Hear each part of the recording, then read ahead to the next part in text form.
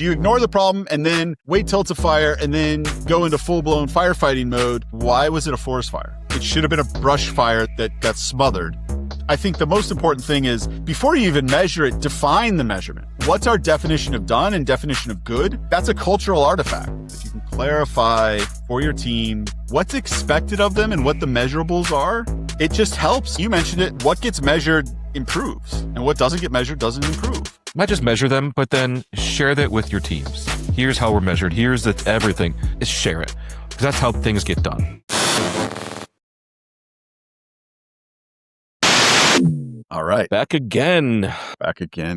January 22nd. You get old. You still sending a new year always feels weird. It's a strange thing. And month's going fast too. It is. It feels like it was just New Year's like 2 days ago.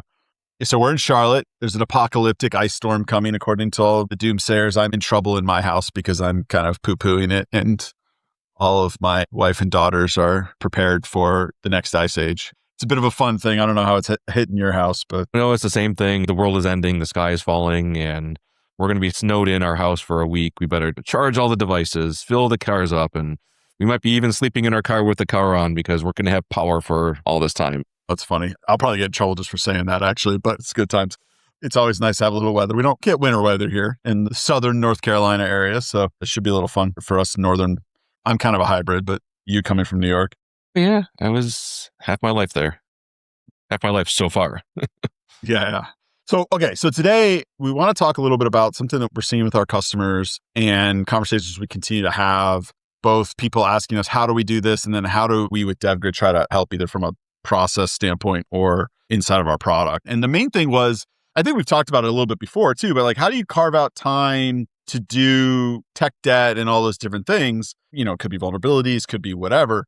And I think one of the things that we're seeing happen over and over again is the best way to do it is, instead of like fighting to carve out time, it's really kind of beginning with the end in mind and saying, okay, well, how do you measure your risk or how do you measure your health, and putting together a comprehensive, quantifiable scorecard or journey, in the case of DevGrid, to make that very visible. And then that visibility inherently will bring the right type of attention and the right type of prioritization.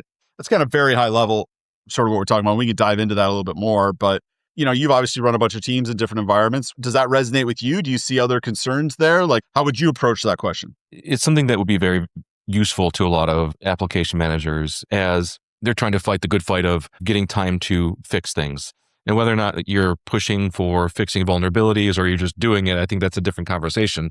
And I feel pretty strongly about a certain way of doing this. But for those who maybe inherited an application and that application maybe wasn't taken care of the right way, and so now you might need to fight for some time. So scorecards are a great way of doing that and showing, hey, here's where we are. Here's some objective measurements that were looked at from the security, from the reliability, from all these different teams, and saying, hey, look, here's where we are. This is the reality. Here's the standards that we don't set.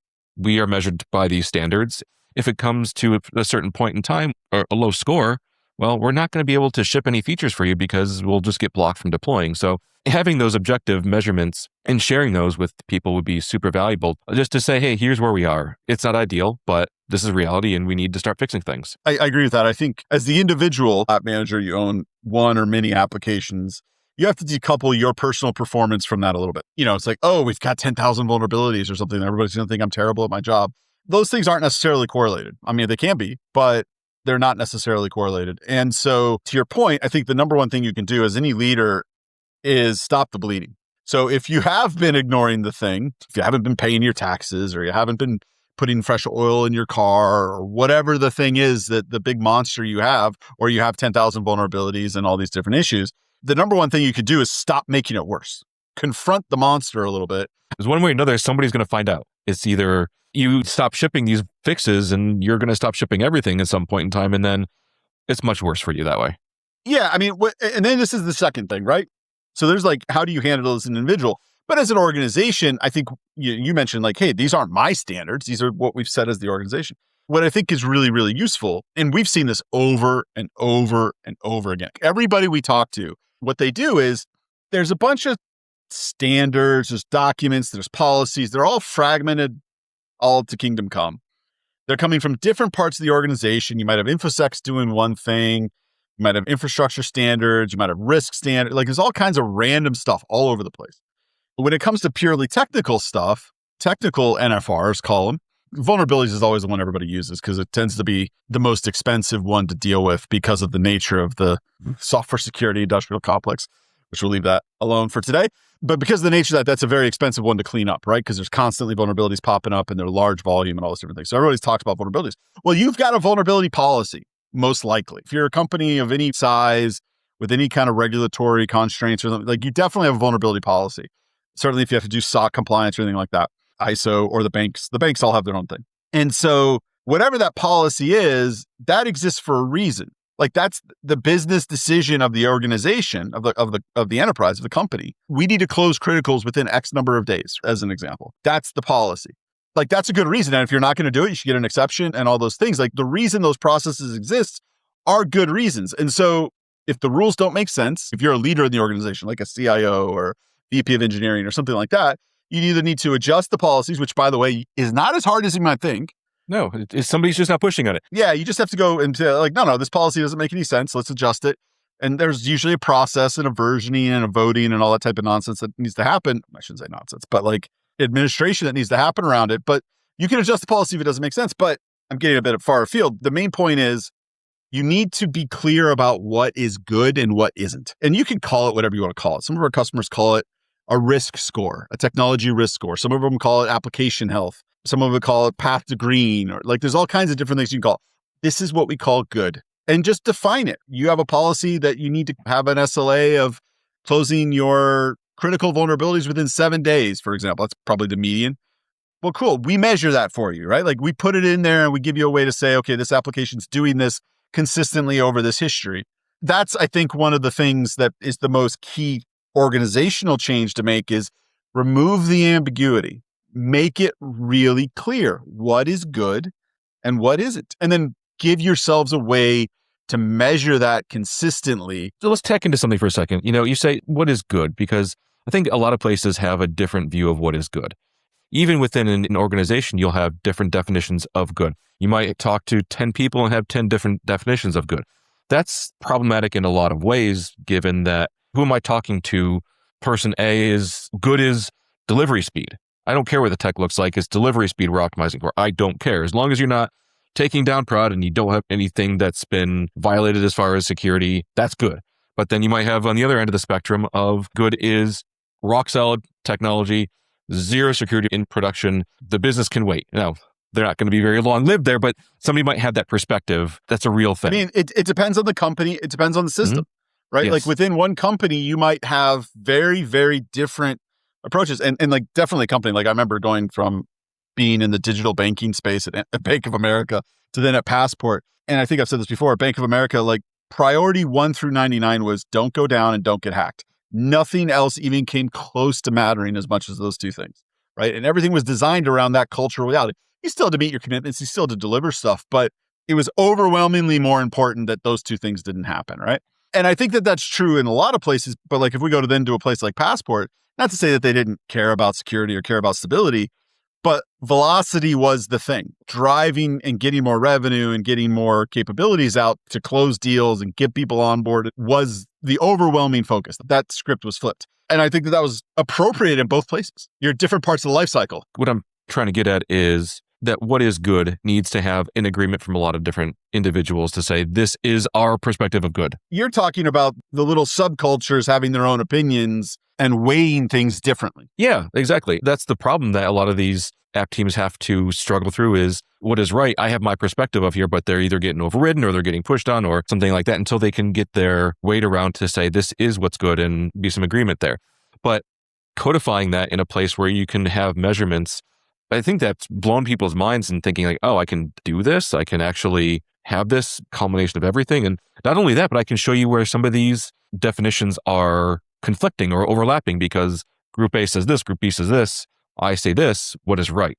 And so being able to centralize that and measure that, that's powerful. And that's why we built our product the way we did, right? Like there's not a scorecard. Like we have journeys. The whole concept is these configurable journeys of score, which, ultimately are providing a result, a scored result against a bunch of different rules, right? And so what we see, the behavior that tends to happen is small pockets of teams will design their own rubrics. They will say, okay, here's an SRE team in a very particular part of the organization. They're going to build their production readiness checklist scorecard or journey. That's their way to measure. And then they only attach it to their application. It's not the whole population of the whole system. It's not the hundreds or thousands of apps. It's just their like 5, 10, 20 apps that they're responsible for. So if you want to come onto our SRE roster, you got to hit these things. You have to be at this readiness level, right? So like that's an example of a very specific thing. But then what happens is enough people start doing it. It's like, okay, well now we need like a governed one that's like the actual thing. To your point, that's not easy to do. And in fact, I think in a democratized, decentralized environment, that actually will never happen. And I think if you go out and talk to a lot of like the dev influencers and all those different things, they'll say, don't do that because you got to give autonomy to the team to decide what is good and all those different things. Like I have some sympathy for that idea, but I think largely in these big enterprises, certainly the types of companies we interact with, really there's a standard that needs to be set from the top. Now, if you as a team want to go beyond that standard, that was our history, right? Like there was a standard, but it was kind of lax. We were pushing the bar up and essentially pulling the standard with us.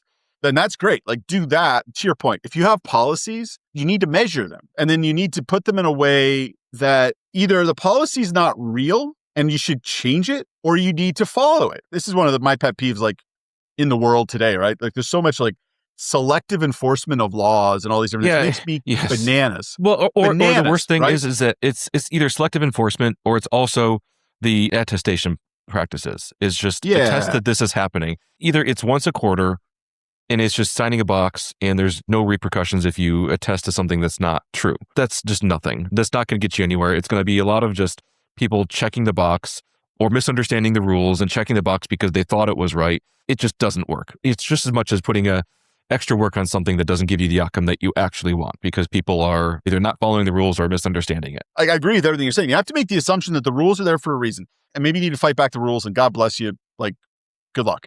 And I don't say that like sarcastically. I mean, like, good luck. That's a good thing to do. If you care enough about the topic and you want to go push back on quote unquote the rules, go for it. We have an episode on that, I'm sure. As long as you have a argument, right? Like as long as it's like you have a good point of view, right? Like I remember I got into it with the guy that was the head of vulnerability management at a bank because he wanted to gate everything on mediums. And I was like, that's bananas. And we got it that we shouldn't do that. That's silly. But that's another conversation. But I think the point is when you as leadership, whether it's technology leadership or in partnership with maybe your risk partners or InfoSec partners or whatever it is, when you define, here's a scoreboard, here's where you're at, it provides so much safety to the team. Even if it's like, oh my God, we suck. Well, it's even just understanding because a lot of times they don't know what they're being measured on. It's just something hidden or obscure and there's just no awareness because it's not brought up. And so, oh, damn, yeah, I thought this was important, but I didn't know that this was something I had to do. And so it's just bringing that awareness to the teams is really just half the battle.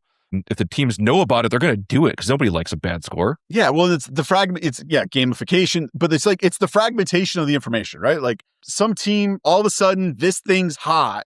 So now everybody's getting blown up for this thing. Instead of, okay, here's the 15 things we're looking at constantly, every stinking day. Here's where you're at. Your SLA, your average SLA on, over the last 180 days on high vulnerabilities, which your SLA let's say it's 20 days or 21 days, right? Your average is at 17 days to remediate. Great. You're within SLA, you're good. No worries. Okay, actually, hey, it just creeped up to 18 and a half. Like, that. Like that day, like you can get ahead of problems. Like, hey, stuff is slipping. It gives you a visual and awareness of, how you're doing. And maybe that doesn't matter, right? Maybe those numbers don't matter, like that iteration, but at least you can look at that and then dismiss it and be like, it's fine. Or your MTTR is going up or down or whatever. All those different types of things. Your incident counts over time are trending up or down. Right now, like in all the places, and I've been in some pretty well-run shops, those things come up in response to bigger issues with either somebody from the business or the executive team who's dealing with the board is like, what's going on here? And then all of a sudden it's like, oh, now we pay attention to this stuff. And it's so dramatic and chaotic and fragmented, giving the team a really clean visibility. I mean, obviously we're biased, right? Like we built this into our product. It's like one of the core things of our product is to be very clear about what's good. Everybody can see the calculations. The calculations are there. Nothing's hidden. We know exactly. And after each day when it's run for that application, we actually tell you what the results were. It's like we show the work. It's kind of like a little math quiz, or you can just see the numbers right there. And we save that in time. And like that was important. You got to be able to see it. It's not just some Power BI stuck in somebody's thing where they're calculating everything. It's like, no, you can then tie it all the way down to the individual detailed data that sits in your own application. We added it to our IDE extension. We want the developers, because developers aren't going to go look at that thing likely. No, nobody's going to log in, but if it's in their face, yeah. It's in their face. They can see it. It's like, hey, your scorecard for the enterprise application health journey is 50 out of 100. Really? Why is it so low? Okay. Oh, we've been letting this thing slip. We could totally forgot about this. We got to fix these things. Boom. The next day it's up to 70. It's like, okay, great. That's the type of behavior you want. And you sort of alluded to it earlier. One of the benefits of doing this, if you say, hey, here's the enterprise approach, it's a top-down thing everybody's got to do, that is a bit of a blank check to fight for prioritization and all those different things. So that's a positive thing. But the other thing is, if you make it really available information, and it's very clear what's good and what isn't good, it's very clear what excellence is and what's, in desirous of an improvement, people will naturally just do those things. Well, there was a book that I read or something else that was the things that get repeated, the things that get brought up a certain amount of times, that's what actually gets done. And so developers get hit from a lot of different places. Developers, your leads and your managers, they all get hit from a lot of different perspectives on a repeated basis of getting features done. But what you don't have is, hey, here's your trend of vulnerabilities. Here's your trend of maturity. Those things that are in front of people's faces are what gets done regularly. It's just what you don't see doesn't get done. And so when you bring that data in front of a developer, you bring the data in front of a leader, that will get done much, much sooner when they see there's creeping up of this debt. Not everybody knows it's there. Not everybody can see it right in your face that you have 10 critical vulnerabilities open because it's hidden in some system, and they're not going to go log in and find it out to something that they don't know exists. But bringing that in front of developers to say, here's your counts of everything in their IDE where they're working, that's important context that developers, I don't say just should know, must know, so that they can say, oh yeah, I can fix that right now. It's just done. Or as soon as it pops, oh yeah, I'm already working on that. I can just bump that version and we're done. It's fixed before it becomes even raised on an executive summary. Then the game of telephone plays. So you're saving your team hundreds of hours by just fixing things because it's for the developers. Yeah, because you just, all the back and forth and all the reporting and all that type of stuff just goes away. It's churn. It's toil, right? This is one of the CIOs that we're talking to right now. He has two priorities. The one is, obviously, he needs to make sure his team and organization is dotting their I's and crossing their T's. But he's also very empathetic towards the engineers. And he's like, this is super painful for them. It makes their job terrible. So many of them are burning so many hours a week with just accounting, for lack of a better term. It's a nightmare. And so trying to bring that through it, we've talked about dev metrics, right? And the limitations of dev metrics. This is an area where I feel super strongly that the arguments against metrics are absolutely non-existent here. It's one thing if you're going to talk about delivery. Delivery is a different animal, but this stuff is outcome-based. Vulnerabilities, again, setting aside my misgivings about software security, industrial complex, incidents, time to resolve, your end-of-life issues, all those types of things that are like kind of application health, those are outcomes because those are tied to outages. Those are tied to things where, especially if you're in a regulated industry, there's an economic value tied to staying in compliance. If you're not in compliance, the feds will come in and censure your business, right? They will shut down your business.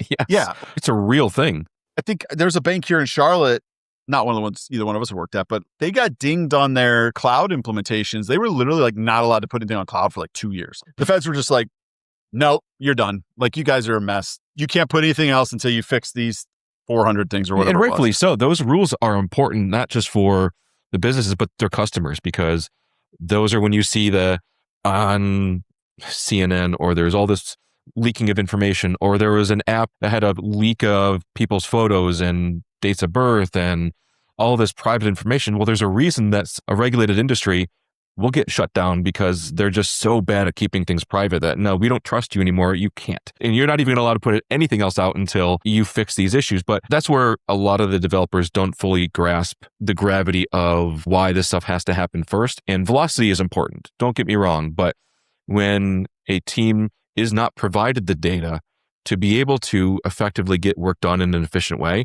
you're doing your whole team a disservice. And you're wondering, well, why isn't anything getting done with these vulnerabilities, the security fixes? My first question would be, do the developers know about it? Do the people who know this is a security gap, who can get the work done, do they know? Well, we've got this report in this portal, but do the developers know? Can they access it easily? Well, you got to go through this access channel, that access channel, because it's so sensitive. All right, well, then your developers don't know, and you're shooting yourself in the foot. This is data that the developers must have. You can't just play, all these vulnerabilities are so secret, and we can't tell anybody about them because we're afraid of somebody doing something. Well, somebody's going to know. Somebody public is going to know. They're going to exploit their problems, and you're going to have the feds on your ass. Give the data to your teams so they can get the work done. I think the fundamental point is, on top of all that, right, is just that it's not just a paper exercise with a lot of these things. It's not just, oh, I remember one thing, and I'll maybe get some people upset with me, right? But there's this one policy that one of the banks had. We had an app. The app is SSO controlled, right? So you're using Okta or Azure AD or the like to kind of control access into the application, right? So great. That's done. I'm tied to that. So then the person leaves the company voluntarily or otherwise. There's a whole workflow to deactivate them in that system. They can't access my system. It's fine. Like, I've moved on. They kind of become inactive. Well, turns out I got dinged, or people that own the app after me, which may have been you. That was me. I got dinged on that one because I owned it then. But I remember I went into the room. I was like, hey, like, I own this for 2 years. Like, this is nonsense. Well, the problem was because the user's account still existed in that application because it was a mutual handshake thing where you account here, account here, you severed one, but if that person comes back. Let's unpack that a little bit, right? So people understand, right? So the policy violation was the user wasn't being deleted and their access wasn't being removed within the application. Because from our perspective, it was like, it's fine. They can't access the system. So like, what's the risk? Like, who cares? Turns out that there was a policy that had to be done because should that person with that exact same ID and that exact same email address ever get rehired by the company, and then access was then granted to that app or tool or AD group, their individual locally configured permission needs to be fully redone. What gets worse is that how are you supposed to know about these? It was, do you get the spreadsheet? Do you get the spreadsheet that you emailed every day? Yeah. I mean, the details are. My point is to say, I'm not trying to tell you guys that it's all smart and it's all good, because I think that one's kind of silly. I think the diminishing returns of that particular rule are epic. There's a lot of extra work to go in to remove this tiny sliver of risk. And the risk being, someone was hired by the company to do this job. They were let go or left, and then they came back and they were doing this job, but they still have the permissions from that job. Oh, dear God, the sky is falling. It seemed imbalanced in terms of risk versus level of effort. And so, like, that's one. My point is to say, don't treat them all as gospel, and feel free to scrutinize them and push back on them, especially if you have the skills and the position in the organization to do that. But for the most part, they're there for a reason, and the reason's usually pretty good, and it's tied to business outcomes. The vulnerabilities, for example, like, I hate the vulnerability thing because so many of them are not actually risks, right? Like, they're theoretical risks. You'd have to be doing like 17 things stupidly before that one thing could actually hurt you. But the scanner found it, so just go fix it. Like, and that's just kind of the reality of it. But the reality is like, there's risks that those scanners find that like are real big things. And I mean, we've seen it. Like, we've seen people get caught with their pants down with these types of vulnerabilities. And it's just, I mean, it's bad. Like, the business outcomes are bad. So it's all about balancing. Well, it gets to shut down. It's you can't deploy anything. And now you're ground to a screeching halt. Internally, will just block you. I've seen it get so bad where you're not allowed to deploy a thing until you can prove penalty a clean. Box. Yeah. That's just not even a penalty box. You've been ejected from the game for a couple of weeks because it could be bad. Well, that's actually something, again, like, if you have a clean, clear way of measuring a comprehensive success. So like, when we've just put together a couple of enterprise application health journeys for people, and it usually ends up in like 10 to 20 things. There's different things you're looking at. We've mentioned a lot of them. The cool thing about that is once you do that, you have a nice aggregate score of like, how are these guys doing with their hygiene? It kind of becomes like that credit score for an app. It's like, do we let these guys do this? Well, what's their score? If they're above 70, we're going to give them some wiggle room. They can get away with some stuff. If they're 70 to 50, might need a little more scrutiny. They're below 50. No, they don't get any of the automated stuff. They have to go through this, and this. People are starting to do that, and they're like putting it into the pipeline. They call us, okay, here's my app. What's my score? And then the pipeline will proceed one way or another. Like, oh, you need a manual approval. Or, nope, you can be auto-approved. Off you go. Like, the things like that. So it unlocks a lot. Unlocks a lot, but also as far as the individual team members involved here, because you've got 100 people in your organization. Who's good, who's not, who's a good manager, who's not a good manager. Being able to measure those applications and say, hey, these applications are under the same person. They're all exceeding their scores. Well, that person, they're doing a good job. So they can maybe handle some additional work. Maybe they should be up for a promotion. Maybe they should be doing something a little bit more than that. There's a lot that it gives the executives and saying, hey, look, this is my problem leader here because they're clearly not able to handle their work. But then at the end of the year, you're looking at, well, who did a good job? Well, you can fight for that person by just words, but having those measurements of, hey, look, Sally has been crushing it. Here's all her apps, maybe not shining perfect stars, but they've gone from 50 to 80 in the year. That's pretty damn good. Whereas you've got Joe over here. Sorry for if anybody's listening who's named Joe. I'm not picking at anybody in particular, but Duncan. It's Duncan. It's always Duncan. It's Duncan. So this Duncan. So Duncan's apps, they were at a 60. Now they're at a 50. So clearly, whoever's fighting for him is not exactly being honest here, or they're delusional of how good he really is because... Yeah, or there's a story there, right? Like, to your point, story. Right? Like maybe there's, like you might have a situation where maybe you're Jason Emke and you've got 5 applications and you've built those applications up to top tier, super high quality. And then someone who's been kind of lackadaisical with an application throws it into your thing. And now Jason's overall score drops from 80 to 50 because he's now got a 10. And then you got to build that back up over time. But the cool thing about and this is again why we do a little bit of an infomercial here, why we do Dev Grid the way we do it, is we keep those scores over time. So if your aggregate score is an 80 on June 1st, and then on June 2nd, it drops down to 50, okay, you could see that. To your point, it's not just the score at the end of the year, it's what did the year look like? It was trending up, and then you had this drop. Well, why did that drop? Oh, it picked up new applications, and then the line started to go back up. Cool, this is somebody that could turn things around. This is somebody that could fix things, right? Somebody that was low and at a very slow burn up. Okay, this is somebody that's not going to make things worse, but isn't necessarily turning it around. To your point, it enriches the narrative a little bit and gets out of recency bias a little bit too. Because I'll tell you, one of the things that makes me crazy, and we're just talking to somebody on social media about this, right? One of the things that makes me crazy is hero ball. And at the leadership level, the most. I mean, it's at an engineer level, it's one thing where it's okay, hey, I'm going to jump in and fix the problem that shouldn't have ever existed in the first place. That type of thing where it's hey, I'm going to do a sloppy job. And then when it all breaks, I'll be the hero to fix it. I'll work for 36 hours straight to fix it. And it's great, but that problem shouldn't have happened in the first place. I think we need to be smarter about that. Organizations fall for that nonsense all the time. Same thing at the leadership level. Sometimes there's this situation where it's we're scrambling, we're jumping on it, we're getting it. It's yeah, but the people that are actually really good are stable. They don't have these fires. They just do a good job. A good friend of mine, somebody you worked for, this guy, he's just steady as she goes, GSD. Everything's always going to be solid. He's never going to have moments of amazing grandeur, but the quality level has a floor that is higher than most people's ceilings, and it's just always going to be solid. There's people like that. The thing about that is at the leadership levels, those types of people are undervalued, in my opinion, because people don't see the data properly. Right? They see the flashy people, the people that talk, the people that say, look at this big, crazy initiative we just did to clean up my mess. Yeah, because it's always those loud personalities. Loud personalities get the attention. And so those who are loud get the attention, but those who are just crushing it quietly, they don't. And that's where the data democratizes the whole thing. I mean, the personality thing is real for sure. But then it's also just the work, right? It's oh, do you ignore the problem and then wait till it's a fire and then go into full-blown firefighting mode?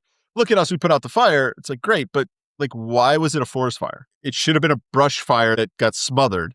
Instead, it was a forest fire that burned down 10,000 houses.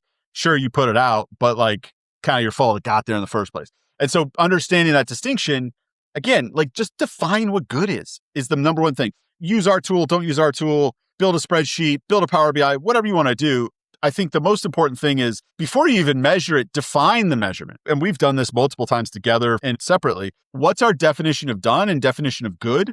That's a cultural artifact. Really, if you don't have at least a baseline at your organizational level, at your IT CIO level almost, it's really a dereliction of duty. That needs to be done because you have to create that baseline. And then you take the next step of providing a good measurement methodology, making sure the data is right, all those different things. Investing in it is a whole other thing. But again, coming back to sort of the original premise of the conversation, if you can clarify the rules of engagement, if you can clarify for your team what's expected of them and what the measurables are, it just helps, man. I mean, you mentioned it. What gets measured improves, and what doesn't get measured doesn't improve. If you want to emphasize things, measure them and say, these are the things that matter. And here's how they're weighted against each other. Not just measure them, but then share that with your teams. Here's how we're measured. Here's everything. I'm making that assumption Yes. that it's out there. Sure. But there's a lot of things that are measured, but then it's like, oh, can I share this? No, you can't share this. This is for your eyes only, or, nobody below you, or, we can't, like, keep this close because we can't have everybody knowing how everybody's doing it. Like, no, just share it. Because that's how things get done. I mean, we're getting into, like, usually it's HR that's doing that, right? Like, because they're concerned about whatever. No, I've even seen vulnerability details not get shared out because vulnerability is different. Yeah, I could see that. It depends on how sensitive it is, right? Like some of them, we've been in stuff where like the ethical hackers will find things that are like really bad. And it's like, okay, that's a need to know situation until you can get it closed off, right? Sure. And that's a timing thing usually because it's an active security incident effectively, right? So that's different. But yeah, I mean, if somebody's arguing that you shouldn't be able to see code vulnerabilities, that's pretty silly, generally speaking. So, well, cool. Anything else on that topic? We could keep going and ramble on, but it's not going to be valuable.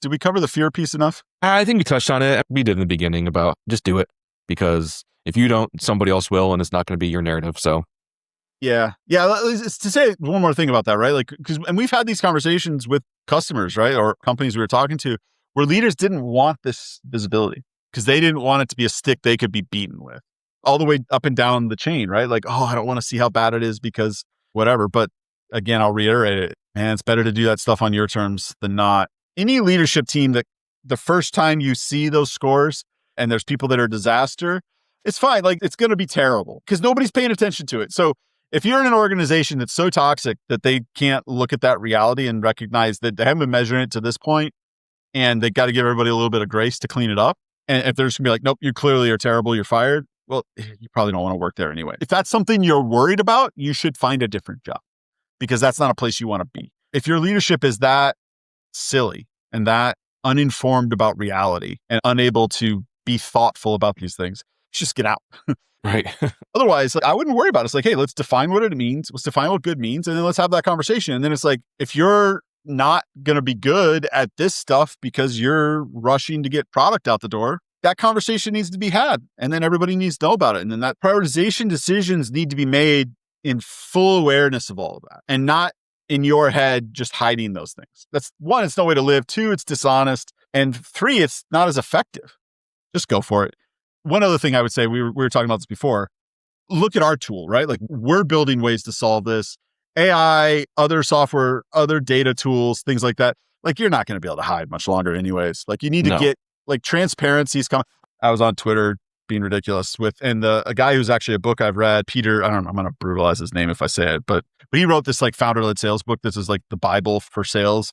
And he and I were going back and forth on this because as a sales leader, he's always been annoyed that engineering isn't ever really measured versus like sales is measured down to the second in some cases. I do think that as the data analysis tools get more and more sophisticated, although AI is completely changing the way software engineering works, I think that that's going to necessitate even more a need to be very measurable about these things. And so I think we just need to lean into being measured. And again, if you lean in, you have an opportunity to influence. You resist, you don't get to influence. And so you're better off getting in the middle of it and saying, well, maybe we don't get on mediums. Maybe that's silly. As opposed to, we shouldn't gate at all. Then you just look like a child. Lean in. I think that's all I got. All right, cool. All right, thanks for the time. Thanks, everybody. Check us out. Check out devgrid.io. Like I said, with something we spend a lot of time on this, both from a consulting standpoint, but primarily from a product standpoint. We're trying to help solve this problem. If this resonated with you feel like you have this problem, reach out to us. We'll be happy to chat with you about it. Or just say hi. Yeah, for sure. Cheers. See ya.